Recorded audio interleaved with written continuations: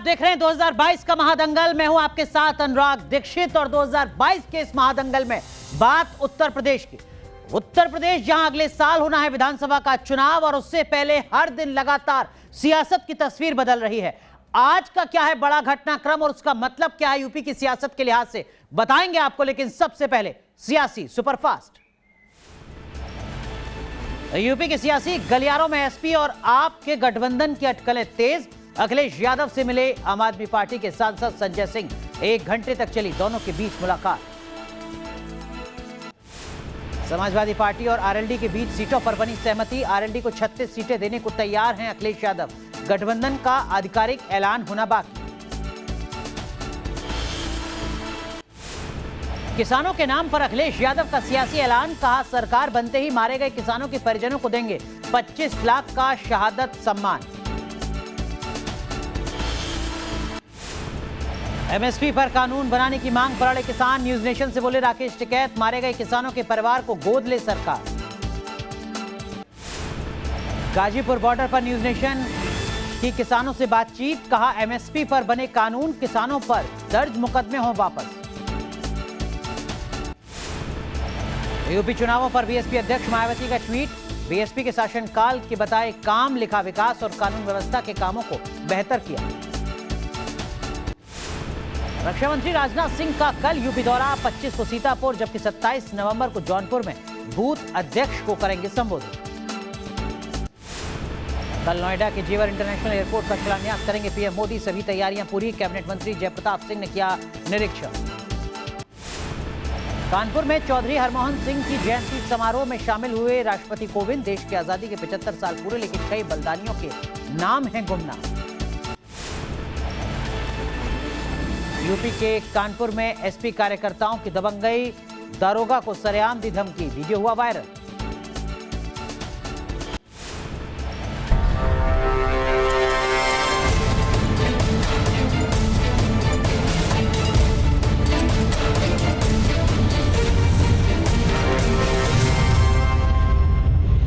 तो कृषि कानूनों का मुद्दा 2022 के महादंगल में एक बड़ा मुद्दा माना जा रहा था।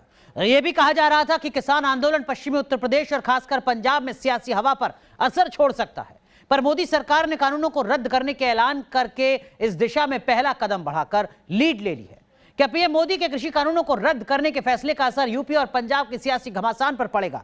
आज महादंगल में इसी मुद्दे पर पड़ताल करने जा रहे हैं।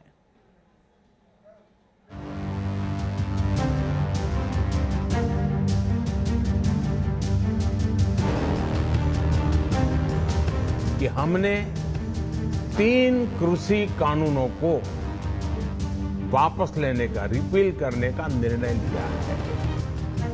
गुरु नानक जयंती पर पीएम मोदी ने नए कृषि कानूनों को वापस लेने का ऐलान किया, तो अब सरकार ने तीनों कृषि कानूनों को रद्द करने की तरफ पहला कदम बढ़ा दिया है। मोदी कैबिनेट की मीटिंग में कृषि कानूनों को वापस लेने के प्रस्ताव को मंजूरी मिल गई, जिसके बाद अब इसे रद्द कराने का रास्ता साफ हो गया है। ये तीनों कृषि कानून, जिसमें पहला कृषि उत्पादन व्यापार और वाणिज्य विधेयक 2020 है, दूसरा मूल्य आश्वासन एवं कृषि सेवाओं पर कृषक सशक्तिकरण एवं संरक्षण अनुबंध विधेयक 2020 व तीसरा जो है आवश्यक वस्तु संशोधन बिल को, इन तीनों को ही वापस लेने की उन्होंने उस समय घोषणा की थी। और उसके बाद आज जब कैबिनेट की बैठक हुई तो उसमें इन सभी औपचारिकताओं को पूरा करके कैबिनेट ने तीनों बिल वापस लेने का जो औपचारिकता है उसको पूरा किया है। दरअसल जिस तरह कानून बनाने के लिए संसद की मंजूरी जरूरी होती है, उसी तरह उसे रद्द करने के लिए भी संसद की मंजूरी जरूरी होती है। लिहाजा कैबिनेट की मंजूरी मिलने के बाद कृषि कानूनों को रद्द करने वाले बिल को संसद में पेश किया जाएगा। माना जा रहा है कि 29 नवंबर से शुरू हो रहे संसद के शीतकालीन सत्र के पहले ही दिन सरकार इसे लोकसभा में पेश करेगी। बताया जा रहा है कि कृषि मंत्रालय ने पीएमओ की सिफारिश पर कानून रद्द करने का बिल तैयार कर लिया है। एक तरफ सरकार ने कृषि कानूनों को वापस लेने की तरफ कदम बढ़ा दिया है, तो वहीं किसान नेता अब भी आंदोलन वापस लेने को तैयार नहीं। वह भी एमएसपी और शहीद किसानों पर सरकार को कटघरे में खड़ा कर रहे हैं। अभी एमएसपी का भी एक बड़ा सवाल है, जो 700 किसान शहीद हुए उनका भी एक बड़ा सवाल है, वो भी सवाल है हमारे सामने। आपको बता दें कि नए कृषि कानूनों को लेकर बीते 1 साल से किसान आंदोलन कर रहे हैं। किसानों का यह आंदोलन पंजाब, यूपी और हरियाणा समेत कई राज्यों में चल रहा है। दिल्ली बॉर्डर पर भी किसान 1 साल से जमे हैं। Team news nation. तो पंजाब के मुख्यमंत्री पूर्व मुख्यमंत्री कैप्टन अमरिंदर सिंह और बीजेपी के बीच दोस्ती करीब करीब पक्की हो चुकी है। हमारे वरिष्ठ सहयोगी दीपक चौरसिया से खास बातचीत में पंजाब के पूर्व सीएम कैप्टन अमरिंदर सिंह ने मोदी सरकार के फैसले का स्वागत किया। उन्होंने किसानों के घर लौटने की अपील भी की। सुनिए बातचीत के खास अंश। तो कृषि कानून के खिलाफ आंदोलन की शुरुआत अगर कहीं से हुई थी तो वो राज्य था पंजाब, और पंजाब के पूर्व मुख्यमंत्री कैप्टन अमरिंदर सिंह इन कृषि कानूनों को वापस लेने के लिए अपने पद छोड़ने के बाद प्रधानमंत्री और गृह मंत्री दोनों से मुलाकात कर चुके थे। उन्होंने सरकार से रिक्वेस्ट की थी कि पंजाब की सिचुएशन को खास तौर पर ध्यान में रखते हुए, क्योंकि ये सीमावर्ती राज्य है, कृषि कानूनों को वापस लेना चाहिए। इसी पर बात करने के लिए खुद एक्सक्लूसिवली कैप्टन अमरिंदर सिंह हमारे साथ जुड़ गए हैं। कैप्टन साहब, आपका बहुत बहुत स्वागत है। सबसे पहले मैं आपको बधाई देना चाहूंगा, आपकी मेहनत रंग लाई आखिरकार। नहीं, मेरा तो थोड़ी मेहनत है, कोई ज़्यादा नहीं थी। ये जो प्राइम मिनिस्टर साहब ने करा है वो बड़ी बात थी, और हमें मेरा ख्याल सभी किसान पंजाब के बहुत खुश होंगे, सभी पंजाबी खुश हैं, और हम उनका धन्यवाद बहुत करते हैं जो उन्होंने किया। किन मुद्दों के साथ आप चुनाव में जाएंगे? आपने कहा था कि आप लगभग 95% वादे जो आपने 2017 के अंदर किए थे उसको अपनी सरकार में पूरा किया। कांग्रेस के साथ जो हुआ मैं उस पर आपकी राय तो लूंगा ही, लेकिन आपने जो 95% वादे पूरे किए थे अपने घोषणा पत्र के 2017 के, क्या उन्हीं के आधार पर आप फिर से वोट मांगने जाएंगे? देखिए, हालात तो बहुत बदलते रहते हैं, 5 साल में वही बात नहीं रहती। अब हमने जो 2017 में वादे किए, जिसका 92% तो हमने पूरा कर दिया था, कोई 8-10 वादे नहीं हम पूरे कर सके, और कारण कुछ और था। कारण ये कि वो वैट के साथ उनका संबंध था, और यहाँ जीएसटी आ गई, सो उनको रद्द करना पड़ा हमें। लेकिन 5 साल में डिमांड्स बढ़ जाती हैं स्टेट्स की, रिक्वायरमेंट्स बढ़ जाती हैं, हालात बदल जाते हैं। तो जो मैनिफेस्टो अब बड़े सीनियर लोग हमने बनाए हैं अपने मैनिफेस्टो बनाने के लिए, जो बैठेंगे, जो आज 3 घंटे की हमारी डिस्कशन हुई है, उस पर नोट्स बनाएंगे, उस पर बेस करेंगे फिर मैनिफेस्टो, जो आजकल के हालात हैं उनके ऊपर। आपने कहा था कि भारतीय जनता पार्टी से गठबंधन का रास्ता आपके पास खुला हुआ है अगर तीनों कृषि कानून वापस हो जाते हैं। क्या बातचीत शुरू हो चुकी है भारतीय जनता पार्टी हाईकमान से?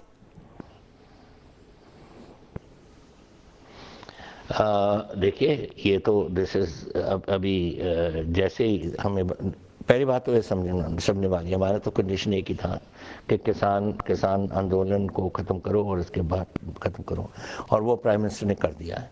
अब हमारे कोई अड़चन नहीं है, अब हम सीधे उनके साथ सीट एडजस्टमेंट में करेंगे, और हम हैं, बीजेपी है, और साथ वो कुछ एक और अकाली फैक्शन है, तो हम बैठ के, वो मेरे साथ अकाली फैक्शन का कुछ कनेक्शन नहीं, वो डायरेक्ट बीजेपी की लीडरशिप के साथ उन्होंने बात की।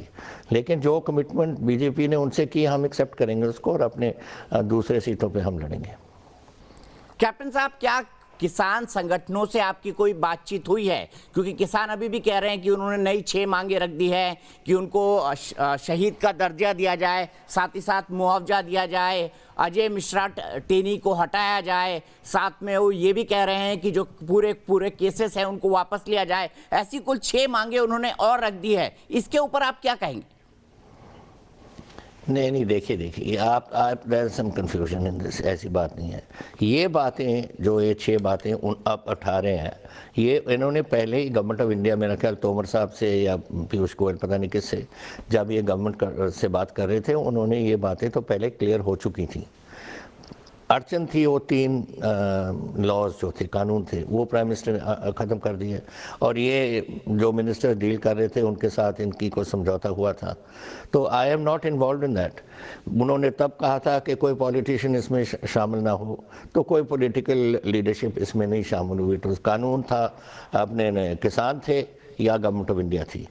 मेरी जो कॉन्टैक्ट थी गवर्नमेंट ऑफ इंडिया के साथ थी। नेचुरली मेरा स्टेट था, मुझे फ़िक्र था, मेरी नेशनल सिक्योरिटी का फ़िक्र था, कई चीज़ों का फ़िक्र रहता है चीफ मिनिस्टर को, वो थे। तो मैं जाके अपनी व्यूज़ देता था बहुत प्राइम मिनिस्टर को और होम मिनिस्टर को कि इनसे जल्दी करना पड़े और ये तरीका, ये देख लो बात, दूसरी देख लो या तीसरी देखो। मेरा उनके साथ कॉन्टैक्ट था, लेकिन किसानों का जो कॉन्टैक्ट था वो डायरेक्ट गवर्नमेंट ऑफ इंडिया से था। हम नहीं आए उसमें। आप नहीं आए, लेकिन जो किसान कह रहे हैं कि हमारी इतनी मांगे मानी जाएंगी तभी हम उठेंगे, क्या आपको लगता है किसानों को तुरंत उठ जाना चाहिए? देखिए, मैंने ये बात कही थी जब गुरपुरब था, जिस दिन ये अनाउंसमेंट हुई उसी दिन करतारपुर का खुला और उसी दिन गुरपुरब था और उसी दिन प्राइम मिनिस्टर ने अनाउंसमेंट की है विड्रॉल ऑफ अपने जो लॉज थे। उसी दिन मैंने कहा था कि खुशी का माहौल है, अब चलो वापस जाओ अपने घरों में और खुशी मनाओ। एक बार प्राइम मिनिस्टीरियल एक नेशनल कमिटमेंट हो जाती है on in broadcast, that should be taken as accepted कि हो जाना है। अब ये डिटेल्स हो रही हैं, आज कैबिनेट ने कर दी, कल को पार्लियामेंट कर देगा, ऐसी बातें हो जाएंगी। बट दैट कमिटमेंट एक बार प्राइम मिनिस्टर ने कर लिया, matter is over as far as I am concerned. जो दूसरी बातें वो 5-6 मांग रहे हैं वो, और पहले ही उन्होंने मिनिस्टर्स के साथ बात करके अपनी बातें सामने रखी थी और मैं सुना कि उन्होंने मिनिस्टर्स ने उन बातों को मान लिया था। तो I don't know the details, लेकिन ये जो किसान संघर्ष से पता लग रहा है कि they had already got okay on that. तो अब मेरा ख्याल वेट कर रहे होंगे। क्या आप अपील करेंगे किसानों से कि आप इंतजार मत करिए, बॉर्डर खाली कर दीजिए, खेतों पर वापस लौटिए, अपने घरों पर वापस लौटिए? आप मैं तो अभी भी कहता हूं जब एक बार प्राइम मिनिस्टर, अब कैबिनेट, पहले कहते थे कि कैबिनेट का डिसीजन लेना है, वो कैबिनेट ने आज कर दिया। अब बिल आ जाएगा, अब विड्रॉल के जो रिपील करना है वो पार्लियामेंट में आ जाएगा, रिपील हो जाएगा। जो दूसरी 5 बातें हैं वो जो कमेटी प्राइम मिनिस्टर बिठाएंगे एमएसपी को देखने के लिए वगैरह, दे हैव अग्रीड। इनफैक्ट उन्होंने कहा है कि हमारे मेंबर उस एमएसपी की कमेटी पे हों, दे हैव सेड दैट। तो ये बातें तो जो और बातें भी हैं वो ऐसी कमेटी के साथ बैठ के वो सुलझा सकते हैं, ऐसी कोई बड़ी बात नहीं है इसमें। किसी का फ़र्ज़ करो कॉम्पनसेशन, अब पंजाब ने मैंने दिए, जो मेरे 407 किसान मर गए थे उनकी फैमिलीज़ को मैंने 5-5 लाख दिया, हरियाणा ने नहीं दिया, यूपी ने नहीं दिया, तो वो नेचुरली चाहेंगे कि सबको मिले। So I think the other state should also do it. तो ये बातें तो हमने कर दी और मैंने तो ये भी किया कि हर फैमिली से एक, चाहे उनकी बेटी हो या कोई बेटा हो जो बिल्कुल पढ़ा लिखा हो, उनको हम गवर्नमेंट नौकरी हमने दे दी। तो we are covered our side. वो दूसरी स्टेट्स का जिक्र कर रहे होंगे। चलते चलते एक बार फिर आप अपील करना चाहेंगे किसान संगठनों से कि चलिए भाई आप बॉर्डर खाली करिए, अब सरकार ने मांगे मान ही ली हाँ, वो तो हम सब खुश हैं। देखिए हम सब देखिए खुशी की बात है कि इतने संघर्ष के बाद आज क्या 22-23 हो गई है, 26 तारीख को शुरू हुआ था पिछले नवंबर, 1 साल पूरा हो गया उसका। अब तो वापस जाके अपने घरों को संभालना, अपने खेतों को संभालने का टाइम आ गया। और जब प्राइम मिनिस्टर ने कमिटमेंट कर दी पब्लिक पूरे हिंदुस्तान के सामने और उसके बाद कैबिनेट ने भी कर दी, अब तो क्वेश्चन ऑफ टाइम है। अब 29 को कैबिनेट अपना असेंबली पार्लियामेंट बैठेगा, 29 का अजान हो जाएगा उसके ओबिचुरीज के बाद, फिर अगले दिन या उसके अगले दिन उन्होंने रख देना है पार्लियामेंट में और इनको रद्द कर देना है सब कुछ। तो ये तो हो जाना है, it's a question of time only. और दूसरी जो बातें हैं जो आपने मिनिस्टर्स के साथ की हैं और मिनिस्टर्स ने आपको कमिटमेंट दी है, तो वो भी हो जाएगी। बहुत बहुत शुक्रिया कैप्टन साहब, और आपकी आने वाली इनिंग के लिए आपको अग्रिम तौर पर शुभकामनाएं। Thank you ji, thank you very much, thank you. बहुत बहुत शुक्रिया। तो ये थे कैप्टन अमरिंदर सिंह, जिनका मानना है कि तीनों कृषि कानून के रद्द होने के बाद अब जो है किसान आंदोलन समाप्ति की ओर है। उनका मानना है कि जल्दी ही वो दिन आएगा जब किसान अपने खेतों में और अपने घरों में वापस लौटेंगे। चलिए एक छोटा सा ब्रेक यहां पर ले रहे हैं, लेकिन ब्रेक पर जाने से पहले बात देश की बहस की, जिसके लिए आज का मुद्दा जो आपने तय किया है वो मुद्दा है कृषि कानून वापसी पर मोहर, आंदोलन जारी क्यों। इसी मुद्दे पर देखिए देश की बहस रात 8:30 बजे दीपक चौरसिया के साथ। चलिए बात कांग्रेस के रायबरेली में लगे एक बड़े झटके की। रायबरेली के सदर सीट से कांग्रेस विधायक अदिति सिंह बीजेपी में शामिल हो गई हैं। 2017 में पहली बार अदिति सिंह कांग्रेस की टिकट पर ही विधायक बनी थी। अदिति सिंह से बात की न्यूज नेशन संवाददाता निखिल शर्मा ने। कांग्रेस विधायक अदिति सिंह हैं, आज उन्होंने भारतीय जनता पार्टी ज्वाइन की, बीजेपी ज्वाइन कर ली।